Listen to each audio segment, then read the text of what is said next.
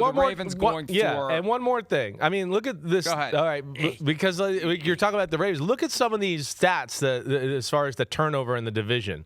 And the divisions this year. That's where I was going. Okay, That's fine. where I was Damn, going. good for you. Good. I'm trying to get there. I'm trying to guide the ship, and you're saying, "Hey, man, why don't you guide the ship?" I was afraid you were going to move on to something else. Let me interrupt you to tell you to guide the ship. No, I was moving on to the fact that the Ravens going for their third straight division title. You have a lot of turnover in the NFL divisions this year. There are 8 of them. The Eagles have won twice in a row now, first repeat since 2004 in the NFC East. Broncos have interrupted Kansas City's streak of 9 straight AFC West championships. The Patriots have ended Buffalo's 5-year streak in the AFC East. The Bears have ruined Detroit's 2-year hammerlock on the NFC North. The Rams won last year. It's going to be the 49ers of the Seahawks this year. The longest streak right now is the Buccaneers with 4 in a row, and they'll blow it if they lose to the Panthers on Saturday or win. Even if they win. Yeah. If they win, they got to wait, and they got to hope the Saints beat the Falcons on Sunday, because if the Falcons beat the Saints and the Bucs beat the Panthers win the ensuing 3-way of 8 and 9 between the Panthers, the Bucs, and the Falcons. The 3-way always really is nuts. Yeah, that damn 3-way. It always confuses things. Yeah. So here's what's the weirdest part of all this. Yeah. You've got 4 division rivals that are all tied together this weekend. And the NFL started, it's been at least 20 years. I think it was Dan Rooney's idea. Last week of the season, all division games. That's it. Division games only. And sometimes it works out to have these special moments where it's winner take all, like it will be in the AFC North. This is the first time I can remember. Now, there was a 3-way tie in the AFC West in 2011 in the year of Tebow Mania. The Broncos, Chargers, and Raiders were 8-8. The Chiefs were 7-9, and the Broncos won the 3-way tiebreaker.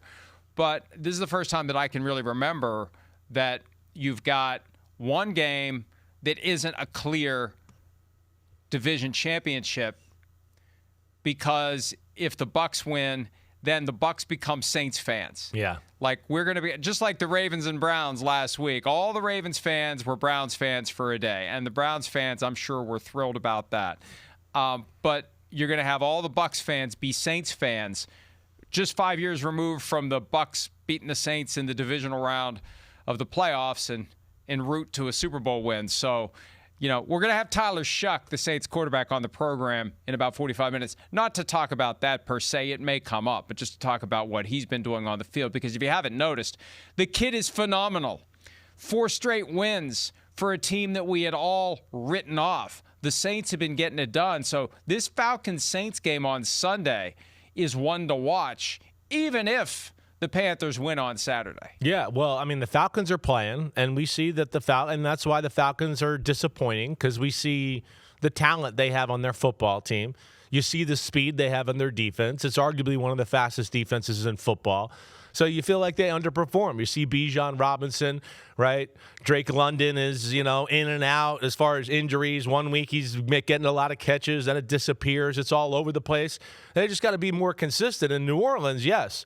I mean, from where they were early in the year and then making the change to Tyler Shuck and what they're doing on the offensive side of the ball. And not only like what they're doing on the offensive side of the ball, like putting a lot of on the rookie's shoulders. Like, hey, we can't run the ball here. You're going to have to throw it 36, 38 times and dice them up. I mean, that's what's impressive. And then you couple that, all right, so Kellen Moore is getting the quarterback and the offense right. And then you look at the New Orleans Saints defense and you go, oh, that defense is a pain in the butt. Brandon Staley has been coaching his ass off down there as the defensive coordinator for the Saints. So there's some things to look at with the bottom of this NFC South to go, these teams got some potential going forward between some of the players and coaches they got on their team. Something that Devin and I talked about yesterday, the morning after the Rams lost to the Falcons 27-24. If I'm Arthur Blank, the owner of the Falcons, I am beyond dismayed and confused that I have a team that is 4-1 at night and 3-8 during the day. What the hell is up with this team that shows up in prime time and is a no-show AWOL in the afternoon. Like, what the hell is going on with the Falcons? And I think that's even worse than being just completely horrible, because when you're completely horrible, you know you got to make major changes across the board. Right. When you're really good, you're just trying to hold it together. When you're in this middle pack of, hey, we really show up and play sometimes, but not all the time, it just creates, I think, a level of consternation and confusion about what the hell is keeping us from playing like this all the time. And let's find out. Let's find out. And that's what I think, I said this yesterday, Arthur Blank needs to find out, because the Falcons would have run away with this division if they had played by day the way they play by night. Yeah. And how the Saints, and this is one where I don't want to start trouble by posing it this way with Tyler Shuck, but I can't help but wonder what he has to be thinking. Sorry, I thought I heard a critter running around up here, which is entirely possible. I can't help but wonder if he's thinking, man, if I just would have been the week 1 starter, where would I be right now? Right, I hear you. You're right. We can't ask that. We can't, and it's part of the process. But yeah, I'm too interested in this critter running around in your garage there. Yeah. But regardless, yeah, hey, I think it's the whole team and where they were at early in the year. It's a new coach, right? It's a new coach with a defensive coordinator he hasn't worked with. They're trying to lay down the framework of the football team. They finally got it to a spot where the team was good, I think, to a point where they went, hey, the team understands the system. We're playing okay. We can protect the quarterback. The quarterback that we have in Spencer Rattler's done an okay job, but we're not winning games, and he's not playing great. So let's go with the guy that we drafted. And I think it was just everything, the stars aligned. And then, of course, he's taken advantage of that opportunity, and we've seen him get better and better week by week here. So, yeah, I'm definitely interested to pick his brain a little bit later on here at 8 o'clock.